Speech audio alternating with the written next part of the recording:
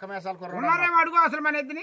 ఏమయ్యా రాముడు, అందాల రాముడు నీ పేరేనన్నావా? అదిగది ఇగో చిరికల సీతమ్మ నీ భార్యనా?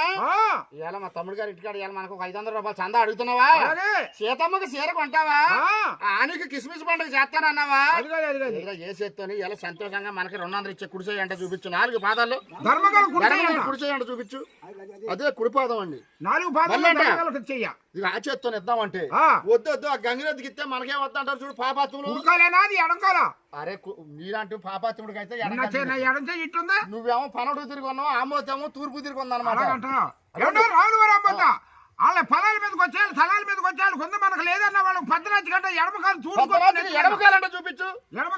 ఎడమకాలు అనమాట. మళ్ళీ ఒకసారి చూపించాలన్నమాట. పైకి లేదు.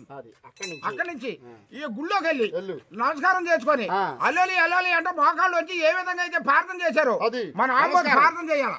నమస్కారం అంటే కింద కొంగాలి, కిందకు వంగి కీళ్లు మలిపి నమస్కారం.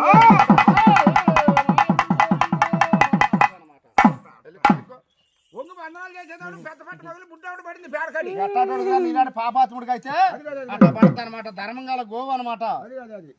సరే మా అన్నయ్య గారు ఇవాళ పేరుగా సమ్మానిస్తారు. కిస్మిస్ పండుగ పేరు మీద అంత కడుతున్నారు. ఆ నోటి కడ ఆయన పాటలు పడతా ఉండండి. పొళ్ళు తీసుకో, పొళ్ళు 200 పెట్టియండి. లేవమ్మా ఉండ మట్టుకు ఇచ్చాను, తీసుకో. ఇబ్బంది పెట్టద్దు.